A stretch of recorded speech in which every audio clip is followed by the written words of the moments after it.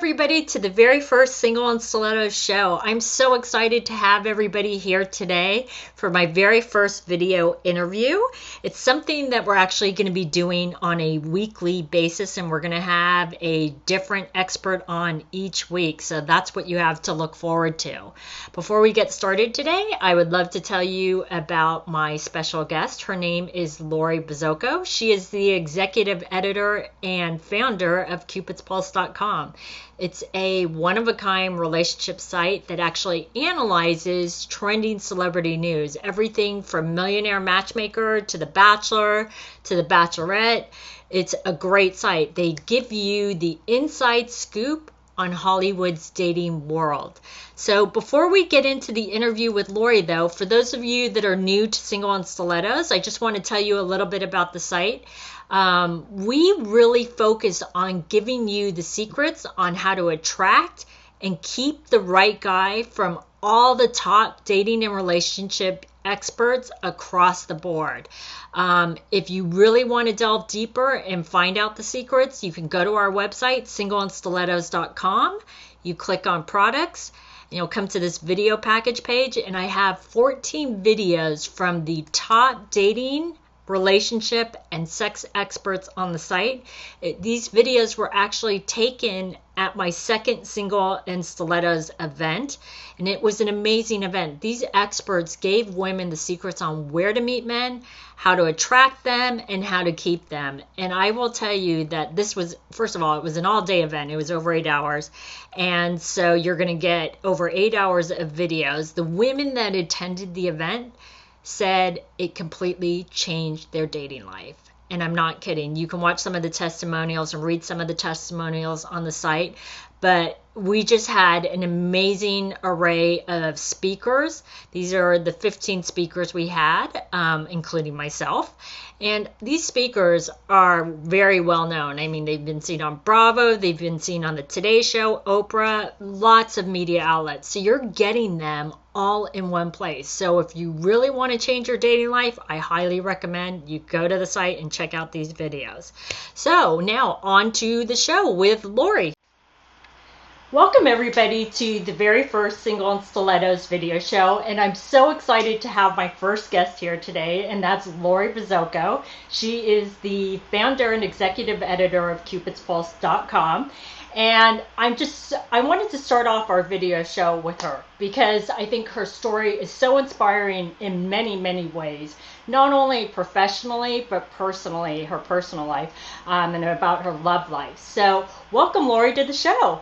Thank you, Suzanne. Thank you so much for having me. I really appreciate it. I'm so excited to have you here. For those of you that don't know, Lori was actually a speaker at our second Single and Stilettos event, and she was amazing. She told a story about her personal life, and that's actually why I wanted to have her on the show. So, but before we get into her story, Lori, why don't you tell us a little bit about Cupid's Pulse and what made you launch it? Absolutely. I'm the executive editor and founder of an entertainment site that's focused on celebrity relationships, and it's called CupidsPulse.com. I mean, essentially what the site does is we take the trending, most relevant celebrity relationship stories, the things that people see in the tabloids, right, they're watching on, the news, on television.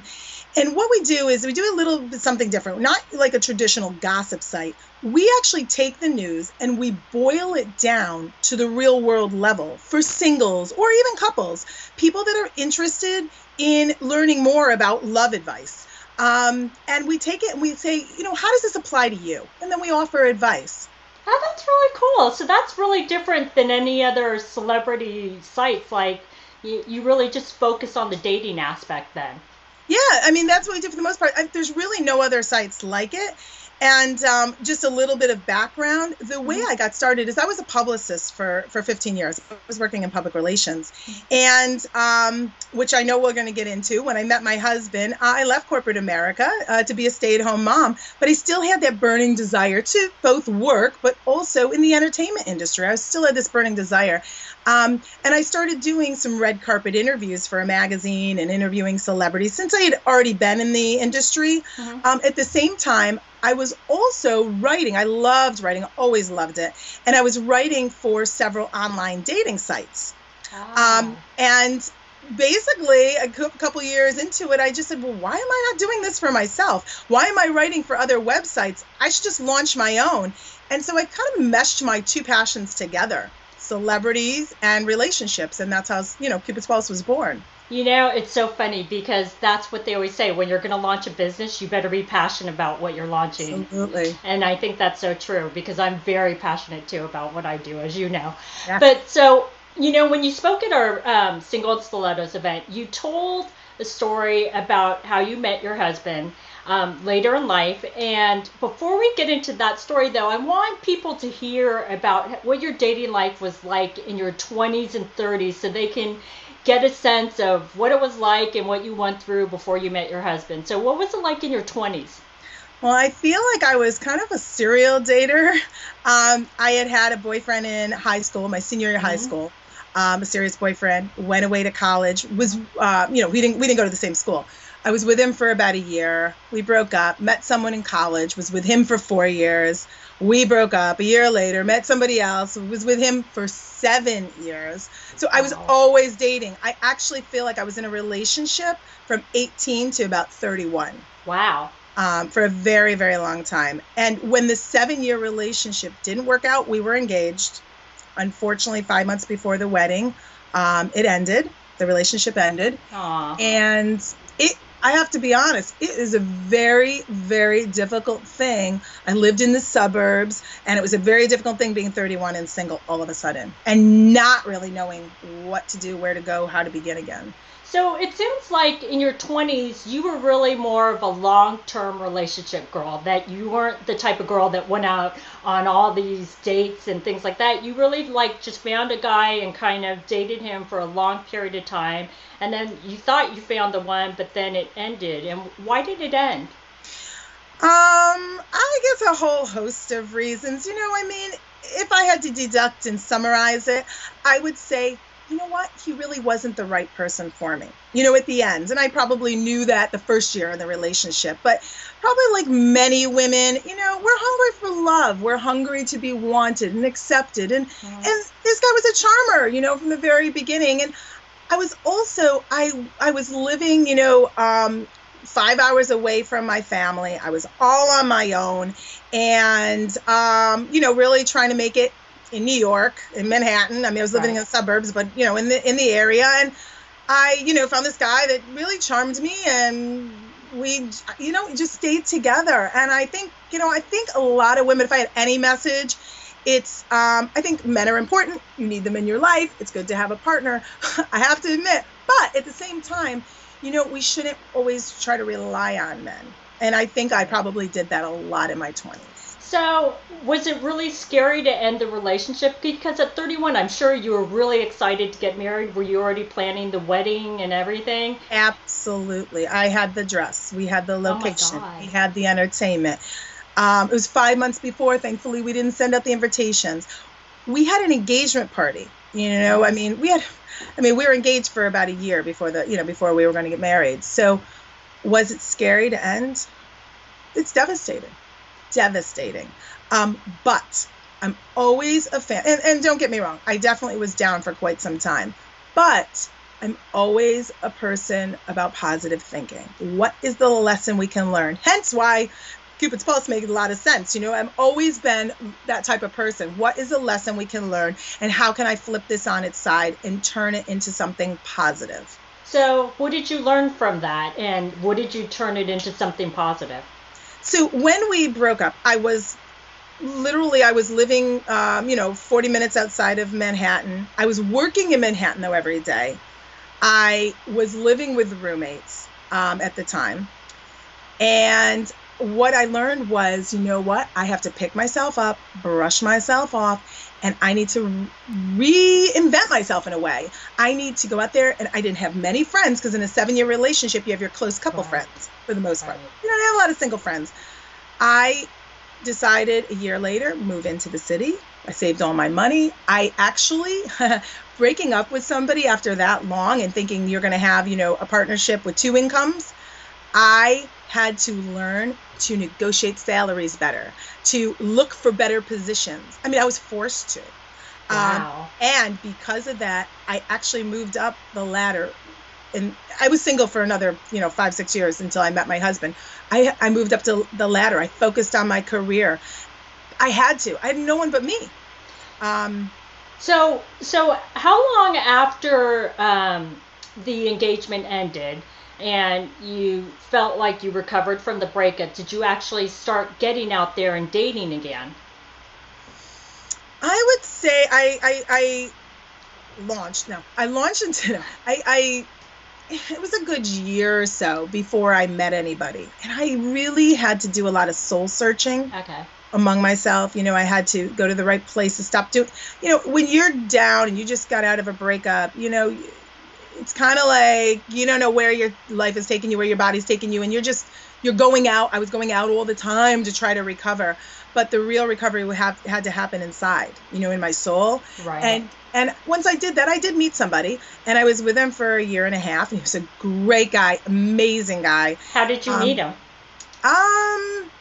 I think just out in an event. Okay. So you were open to it, right? You were in the right place. Actually, a funny story. I made a kind of commitment to myself that I wouldn't drink for it was Lent. I'm Catholic, so I wouldn't drink during Lent. I wouldn't drink. I would go out, but I would not have a drink. And interestingly, when your eyes are open and you're aware, I think that had a lot to do with how I met him.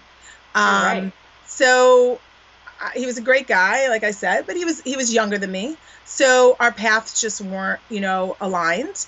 And a year and a half later, we broke up very lovely, very, amicably. And then I was single for another 5 years. And during those 5 years, now how did you date? Did you do online dating? Did you just go out to bars? What did you do to meet guys during that 5-year period? Absolutely. I joined some online dating sites. So I met people that way. But I have to say, as I mentioned, when I had to really think about soul searching and reinventing myself, I started meeting more people, even at work. I started talking to more women. We would go out. I would meet some more friends. We would, we started doing some summer homes, and I would meet, during the summer, we'd get out of the city and I would meet a lot of girls. So I started growing this great, big, beautiful network of girlfriends. So that's something important just to, it takes time.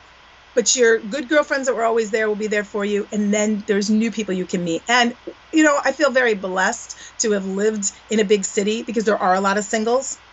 When I was living in the suburbs and we just broke up, I felt like everybody was married. I would take the train in, everybody's married, everybody's children. And that can be challenging. But there are still singles in the suburbs too. But I'm just saying, I got to experience living in Manhattan. And it was incredible because I had never experienced it. My ex-fiance never wanted to live in Manhattan. I was working in Manhattan. So I actually feel like that breakup was the best thing that could have ever happened to me, ever. I switched careers. Wow. I traveled to Europe for 2 years, back and forth on business. I was bi-coastal. I lived in California. Wow. And I got more opportunities because now I'm a single one, right? So who else is going to, she'll do anything. Right, she'll do anything. I never went to the Hamptons. I experienced the Hamptons. I went to Miami. I traveled so much. I met so many people, met so many great events.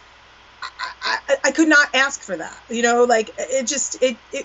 There's always a positive. I'm not saying that's going to happen to everybody, but there's always something positive that can come after a breakup. And I learned so much about myself during that single period. So this was all in your mid-30s, correct? Yeah, imagine. But I think that's great for people to hear because I think a lot of people get set in their ways in their 30s, late 30s, and they become so set in their ways that they don't want to change their lives. and you really put yourself out there, and you really did change your life in all aspects, not only personally but professionally, and not with just in the guy department, but also in the friends department. And that's one of the things that I actually tell women is that, you know, you do have to expand your friend network, because you never know who's going to know somebody that they want to set you up with, because you can't just look at it as a guy that I'm going to date. You have to look at who does she know. So Right. always expanding your friend network. So tell us what your experience was like with online dating. Okay, so I joined, Match.com and a couple other sites, and at first it was fun. It was, I was emailing with men, chatting with men, back and forth. I went on, I don't know, 50 dates over a couple years time. I mean, at least. Right.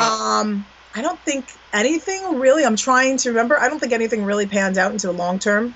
Now, let me ask you a question. While you were doing online dating, tell us about what type of guy you were looking for. What would have been the type of guy that you would have said, you know what, this is the guy that I can date for a long period of time and hopefully marry? Well, I think the problem was I had too much of a list. Okay, so tell us about your list. I want to hear this. He had to be, very well educated, must be, dress very nicely, I mean, I know these sound like typical things, but I think this image of this perfect man was in my head. But he had to be somebody who accepted my flaws. I mean, he had to. Because we're all perfect, though. He can't. I mean, it's, it was just this type, this corporate, maybe a little bit more, I don't know, sometimes uptight, kind of like Right. Educated, highly educated man, which sounds so typical, but like he had to be, I don't know, probably 5'11".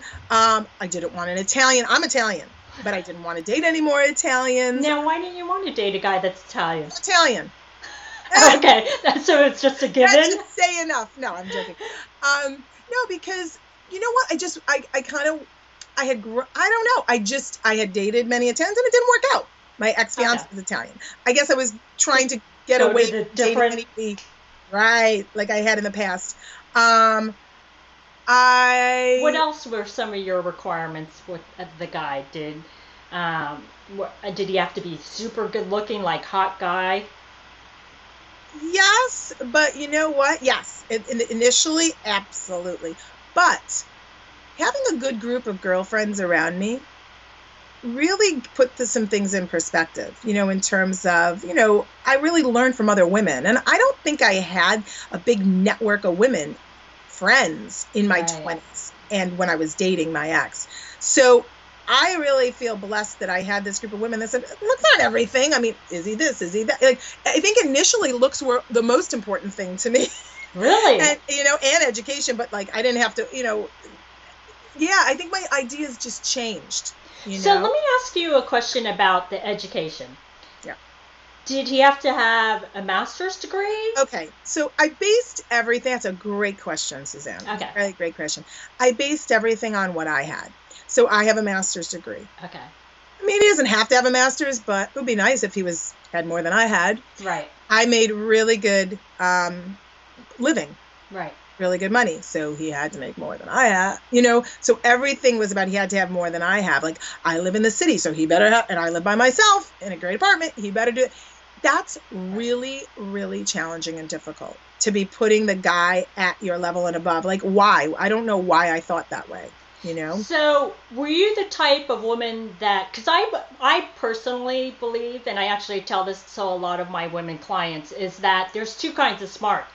There's this book smart where you get the bachelor's degree, you get the master's degree, and maybe the PhD, and that's book smart. But then there's the guys and women that are really smart that, learned it on the job. And I'll give 3 examples. Steve Jobs, Bill Gates, and Mark Zuckerberg. None of them have degrees. And look at what they did with their careers. I mean, they're phenomenal, and they're obviously very, very smart people. And then I've seen people with the Ivy League degrees that did nothing with their degrees. And so I think it's all in how you apply what you have and what you know.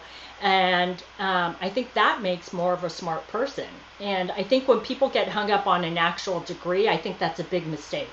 Well, I think for me, listen, I definitely hear what you're saying. I think for me, and something I didn't disclose is that for the last, 3 men I had dated, I was always the caretaker for the most part. Right. I was always the one who made more money or had the degrees and I think I just wanted to switch that mindset.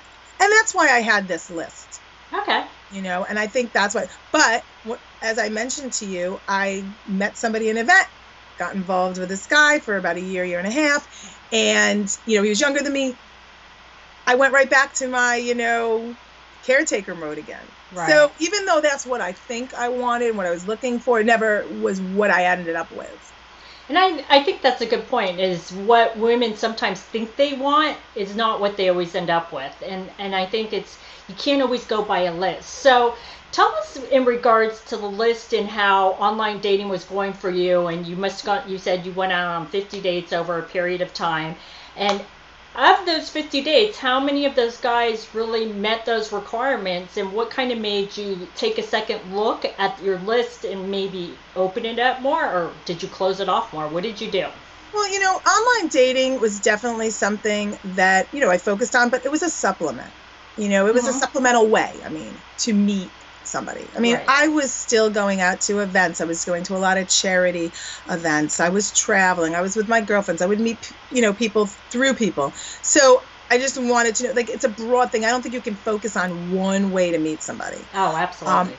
So in terms of the online dating, though,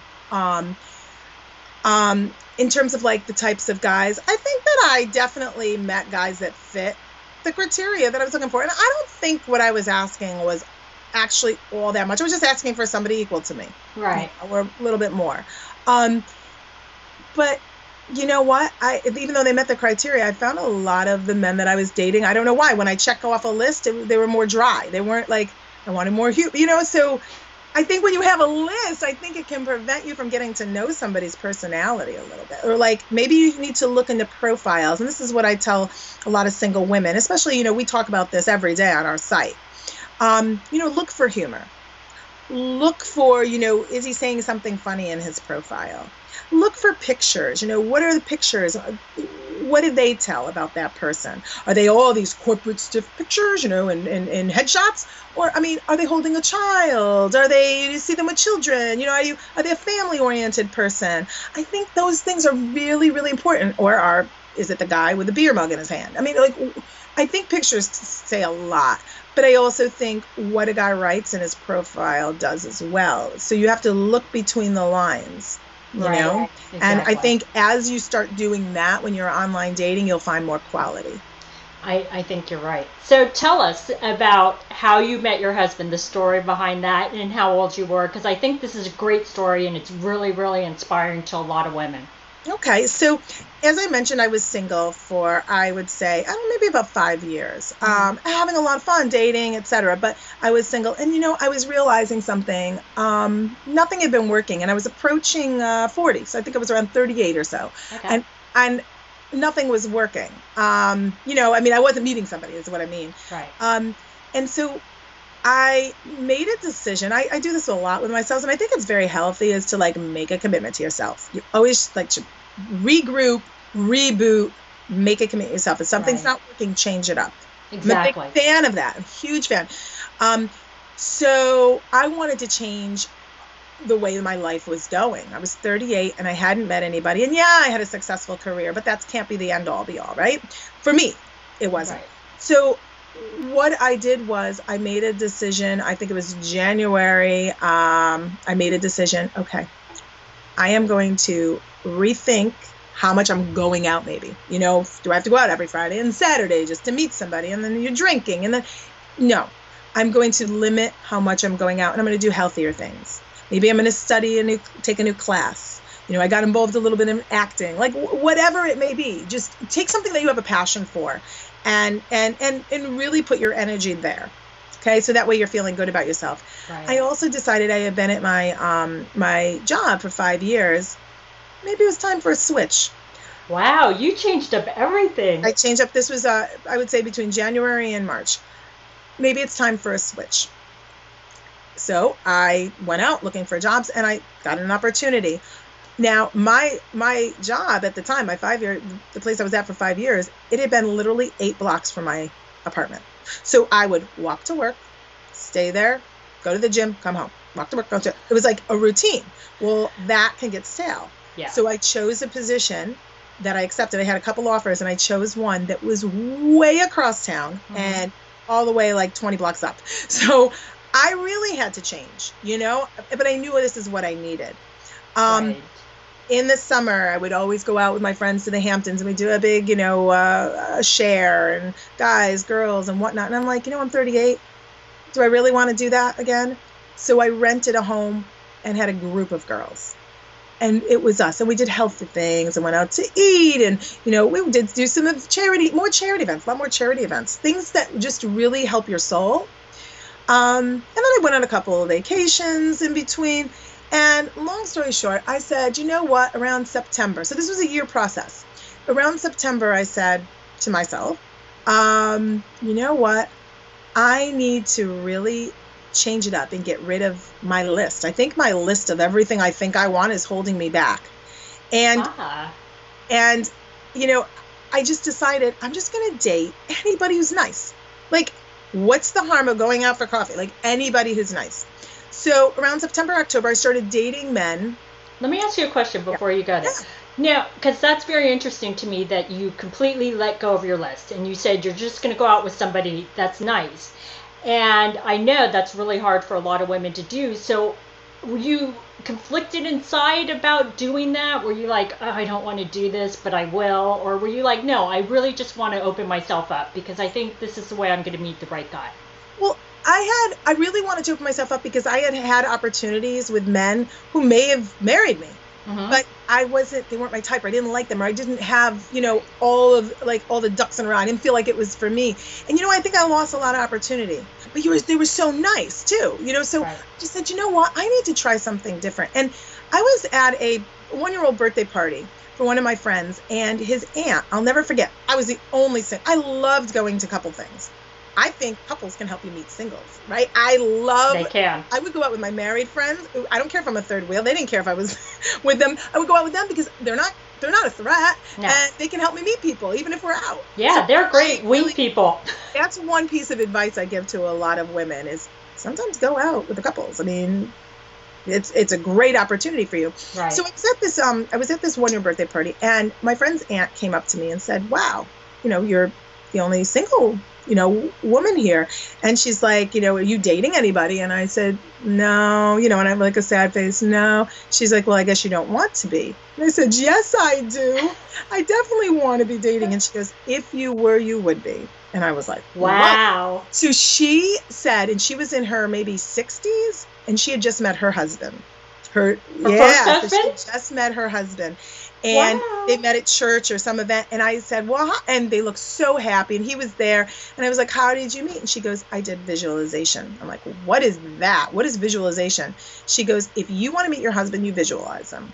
And I said, well, what do you mean? And she's like, you close your eyes and you imagine this man in your life, and you imagine him in your apartment, in your house. You imagine vacations together. And she's like, close your eyes and try it.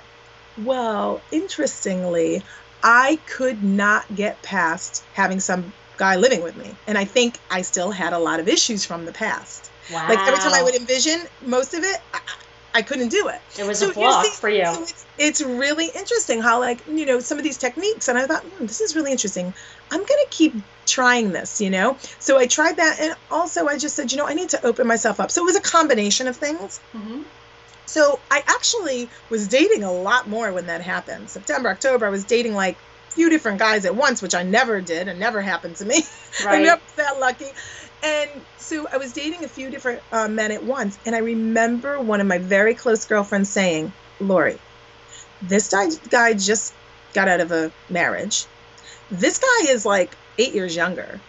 If you really want to find somebody, what are you doing dating men that aren't even like potential? Right. And I said, because I want to get fed. And she's like, fed? And I'm like, I'm not talking about eating. Food. I'm talking about being emotionally fed. These are nice men. I am attracted to them regardless of the situation. And at the end of the day, they can help me practice. So when I do meet my husband, I'm confident. So I don't know how that all came about. Don't ask me why my mind was like that, but I really just felt that. And I would date these men, and I dated them for longer than probably most men, like a month with one guy, another month. So, which is a long time for me in my singlehood, you know? So honestly, it emotionally fed me. It prepared me for when I also tell people, if you don't date a lot of people, you're not going to know when the right one comes along, because you're going to always wonder, can I do better? Or is this a really great guy and I just can't see it? That's why you have to date a lot of guys. Then you'll know when the right guy comes along. Absolutely. Absolutely. You have to, like, when you're dating, don't just date. I mean, I used to date, and I think a lot of women do this. They date and they're looking, oh my God, is he going to be the one? Is he the one that's going to marry me? They do that on the first date. Yes. Is he the one that's going to marry me? Instead of enjoying yourself. Exactly. And on these dates, I enjoyed myself. So much so that, like, I didn't even think about if he's going to call again or email again. And it was really funny. One of the guys emailed me like the next day after the day. He's like, how come I haven't heard from you? See, because you weren't most girls that were texting them and calling them, and he wasn't used to that. And I just didn't think, like, it wasn't in what I was doing. I was just wanted practice. It was just fun. I was actually enjoying dating for the first time. Right. So that's and then you went out on a date and you met a guy. And then so now we're at September, October, right? So it's a whole year process. December, I received an email, a match from a man who I had dated once before, maybe 3 years before that. 3 years ago. 3 years ago. 3 years ago, a match. So I've been on match in and out for a while. And tell us about your first date with him 3 years ago. Okay, on my first date 3 years ago, he's a great guy. He brought me bouquet, like a dozen roses. And, wow. I didn't even know him. He brought me a dozen roses. He took me out to a nice restaurant. But there was just things about him that weren't my type. Like, what did you not like about him? I don't know. I think he wore sneakers probably on the date. And he knows. We laugh about this now. I think he wore sneakers on the date. I don't know. I don't think I liked what he was wearing, and I just think he was, all due respect, he was Italian, and he was a strong Brooklyn Italian. So it was like an accent, and I just thought, oh, he's just not socially graceful. And like, I am definitely was much more conservative and uptight. And he was just like, who cares? It is what it is. And like, just a little bit more carefree. And I didn't like that. I didn't like all the carefreeness. I'm very, I just think I was very uptight back then. Did he ask you out on a second date after that first date? So he called me the next day, me to say he had a good time. And I never called him back. Never. Lori. See, this is what I mean about missing opportunity. I guarantee, just from knowing the women who visit CupidsPulse and who I talk to on a daily basis, single women, I don't like him. And they don't call back, or the guy emails and, where he does something nice and they're just not into it. I mean, how do you know that, after a first date? That's what I say. Like, how do you really know? Right. How do you really know? You don't. I don't think you do. Absolutely. I mean, definitely don't think you do. So now, fast forward 3 years, he emails me and asks me out again. Well, first he asked me, do I remember him? And I said, gee, and I was in this, remember, confident state of dating. Right. Did not care. Usually I'd be very nervous and I'd be like, what do I say? If I say I remember him, is that too, I overanalyzed everything I wrote. Well, if I said I, remembered him, you think I like him? I would overanalyze. This time I was like, yeah, I remember you. You give body adjustments and you're born, and I told him his birthday. And he emailed me back immediately and was like, what? You remember my birthday and you didn't ever call to me back 3 years ago? I didn't even remember that he called until he said that. But so I was like, yeah, you were born the same day as my sister. I just remembered, he was born the same day as my sister. I just, I don't know. I remembered. So he said, this is a Wednesday. He said, do you want to go out on Friday? Do you want to go out again? Do you want to go out on Friday? And I wrote him back and I said, like next Friday, you mean? He's like, no, this Friday. And I'm like, oh, well, I have plans, but you could pick me up, after or whatever. I was just very nonchalant. The thing is that I think we feed off of our negative experiences from the past and we bring it into anything new. Right. And for me to say, oh, you mean next Friday, like not being sure, was because you shouldn't, this whole rules thing, and Right. you shouldn't take a date from a guy that asks you out on a Wednesday for a Friday. Or I didn't even think, why would a guy show me he doesn't have any plans on Friday and ask me out? So all these crazy things are going through my head, when in fact it's just normalcy, right? It's just like, okay, you want to go out on Friday? Just go. So, and I think we overanalyze. I know. Well, a lot of people do that, so it's not just you. Just overanalyze it. And so I did have a housewarming event for a friend that I was at, and he came, picked me up, at the building, at the apartment. It was in the city, at the apartment, and we went out for a really nice dinner. And I remember laughing with him. I remember, he still had some quirks that were similar, but I just remembered having fun with him. And even though I wasn't 100% at the time, I was like, there's no reason not to continue. Like, there's absolutely no reason not to continue and see where this goes. Maybe it's not him, maybe it's me. I love that you did that you actually looked inward instead of looking outward, because I think too many people look outward and go, oh, he doesn't have everything that I'm looking for, and they don't look inward. Absolutely. I agree. I mean, sometimes you have to challenge yourself to go on a few dates, regardless of how you feel. Like, if you're absolutely appalled and he's definitely has deal breaker qualities, I'm not saying you have to go. But if he's got little quirks, you're just not sure, maybe, you just, I don't know. It could be anything maybe you wanted a guy that lived in the city, but he lives in New Jersey. I don't know. Stupid, not things that are non-deal breakers. Just go. You just don't know. You just don't know. Right. So, yeah, so we went on one date, and literally 9 weeks later, he proposed. Oh my God. And did you know at that point that he was the one? Yeah, absolutely. I had met his family. He had met my family. My big thing was getting my sister's vote of approval. And I think on our third date, she came into the city, and we all went out and, to dinner or lunch or something, and she met him, and I'm like, I don't know. I'm just not sure. And she's like, for what? He's great. He opens the door for you. He pulls out the chair for you. He respects you. He definitely is into you. Like, what are you doing? And he was older than me, and he was very educated, and he was, so he had all these things that I had been looking for, and I was focusing on, well, he wore sneakers, or I don't really like the way he dressed, or maybe I didn't like the way he talked. Where he was too superficial things that really don't matter. Right. So superficial. And what I didn't realize is he had so many qualities that I couldn't even have dreamed of on my list. Well, and the qualities that he had, correct me if I'm wrong, are qualities you want in a guy that you're going to marry, and a husband, and a father to your children, right? Absolutely. 100%. He taught me things about myself that I didn't even know. Do you know what I mean? That I needed to be taught. If that makes any sense. Yeah, I think I was definitely more superficial. He is so down to earth. He teaches me what matters in life, or he taught me what matters in life, what doesn't really matter. Things that I don't know. I just was probably caught up in a lot of, look, at the end of the day, I was, in the entertainment business, and I still am, but now I can take the entertainment business, as I said, with Cupid's Pulse, and flip it on its head and talk about real world. Right. That's really, I guess, if I had to summarize my life, that really has been what it is.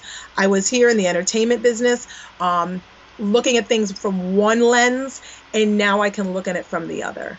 So can we tell everybody at what age you got married and when you had your children? Because I want women to hear this, because I think it's so inspiring. I love this story. Let's see, I was married at 38. Okay. So we met 9 weeks, 6 months later, 5 months later, we were married. I went away on my honeymoon at 38, got pregnant on my honeymoon. So obviously God, everybody, you're fertile. everybody scared me into this whole belief that, you do it quick because you never know. And yeah, on my first probably try, I don't know, I got pregnant.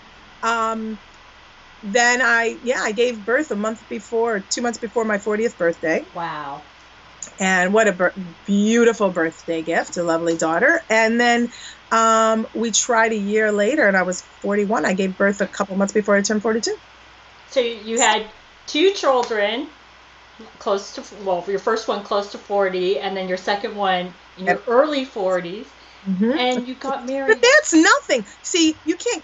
So here's the funny part. When I met my husband, I'm like, we're going to have to try. I'm like really nervous. What if I can't get pregnant? All these things. And you know what he said? What did he say? Lori, you have nothing to say anything about, because my sister was 48 when she had her second child. Wow. I'm like, 48. So I couldn't even complain if I wanted to. I had nothing to, I couldn't complain. He wouldn't allow it.